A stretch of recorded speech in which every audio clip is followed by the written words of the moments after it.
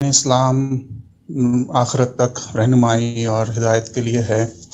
میں دیکھتا ہوں کہ آج کل کے معاشرے پہ خاص کر مغربی ممالک میں وومن رائٹس اور جینڈر ایکویلٹی اور یہ ساری باتیں بہت زیادہ کہی جاتی ہیں. تو اس سینیریو میں یہ 4 شادیوں والا معاملہ بہت مشکل لگتا ہے کسی کو جسٹیفائی کرنا، کنونس کرنا. تو کہیں ایسا تو نہیں تھا گاندھی صاحب کہ یہ ہدایت صرف ایک خاص دور کے لیے تھی، یا اگر ابھی بھی ہے تو گورنمنٹ یا حکومت اس معاملے میں کچھ قانون سازی کر سکتی ہے؟ شکریہ سر. میرے بھائی، نہ یہ کوئی ہدایت تھی، نہ کوئی حکم تھا، نہ ہماری شریعت کا کوئی تقاضا ہے.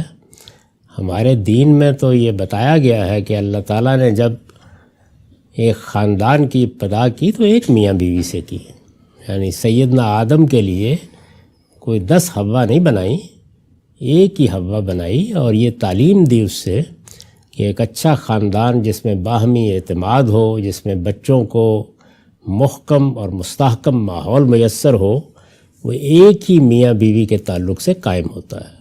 یعنی جو اعتماد کی فضا، جو رشتوں کا احترام، جو باہمی حقوق و فرائض کی صحیح تقسیم ہے، وہ ایسے ہی ہو سکتی ہے. تو اس کی تعلیم دی گئی ہم کو.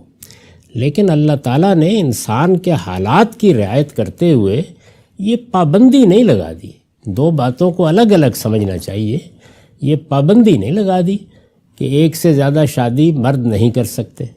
پابندی لگانا ایک اور چیز ہے، اور کسی چیز کی ترغیب دینا یا کسی چیز کو بنیاد بنا کے کوئی حکم دینا یہ بالکل اور چیز ہے. اللہ تعالیٰ نے کئی چیزوں پر پابندی نہیں لگائی. اب مثال کے طور پر دیکھیے نا کہ یہ ہماری موجودہ سڑکیں اور ٹریفک وجود میں آنے سے پہلے کوئی دائیں بائیں چلنے پر پابندی تو نہیں تھی نا. جدھر آپ چاہے چلے جائیں. جی. آپ نے اپنی گڈ آگے بڑھا دی، دوسرے نے اپنا تانگا آگے بڑھا دیا. جی. تو کوئی فرق نہیں پڑتا تھا، دائیں سے گزر گئے، بائیں سے گزر گئے. لیکن حالات میں تبدیلی آئی تو پھر ہم نے ٹریفک کے قوانین بنا دیے. تو پابندی نہ لگانا یہ اصل بات ہے. یعنی اللہ تعالیٰ نے لوگوں کو ایک ہی میاں بیوی سے خاندان کی ابتدا کی تعلیم دی. یہی چیز فطرت کا تقاضا ہے، یہی اس کا حسن ہے، لیکن پابندی نہیں لگائی. تو چنانچہ لوگ اپنی ضرورتوں کے تحت مختلف معاشروں میں ایک سے زیادہ شادیاں کرتے رہے. یعنی نہیں بھی کرتے رہے، کرتے بھی رہے. خاص طور پر قبائلی معاشرے کی سب سے بڑی ضرورت یہ ہوتی تھی کہ آج کل کے زمانے کا اسٹیٹ نہیں تھا جس میں پولیس ہے اور جس میں فوج ہے اور منظم ادارے ہیں اور آپ کو ایک طرح کا تحفظ حاصل ہے. لوگوں کو اپنے گھر بار، اپنی عزت آبرو کی حفاظت خود کرنا پڑتی تھی. تو اس میں ان کی یہ خواہش ہوتی تھی کہ ان کے ہاں زیادہ سے زیادہ اولاد ہو.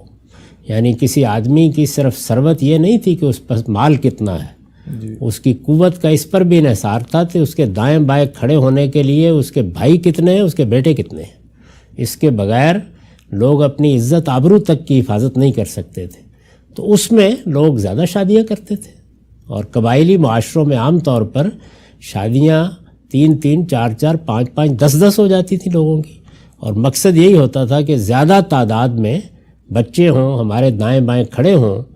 اس میں ظاہر ہے کہ جب ایک اجازت ہوتی ہے تو لوگ اس کو غلط استعمال بھی کرتے ہیں. تو اصل بات یہ ہے، قرآن مجید میں یہ معاملہ جہاں زیر بحث آیا ہے سورہ نساء میں، وہاں تو یہ زیر بحث ہی نہیں ہے کہ ایک شادی کرنی ہے 2 کرنی ہے. وہاں مسئلہ یہ زیر بحث ہے کہ جنگ احد میں بہت سے لوگ شہید ہو گئے ہیں، ان کی بیوائیں ہیں، ان کے یتیم بچے ہیں.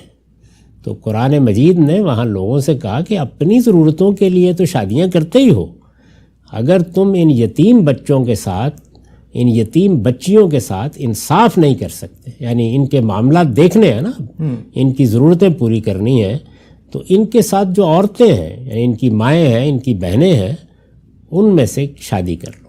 اس میں یہ فرمایا کہ 2 4 4 سے شادی کر کے ان کی سرپرستی کرو، ان کے ساتھ اچھے معاملات کرو. اس میں بھی واضح طور پر یہ کہہ دیا کہ لیکن اب یہ بڑی ذمہ داری کی بات ہے، اس لیے اگر انصاف نہیں کر سکو گے تو پھر معاف کر دو، وہیں ایک ہی میں رہنے دو. یعنی یہ بات ہے جو قرآن مجید میں کہی ہے. نہ اس کا کوئی زیادہ شادیوں سے تعلق ہے، نہ اس کی اجازت دینے سے تعلق ہے، نہ 4 4 شادیوں کی ہدایت کرنے سے تعلق ہے.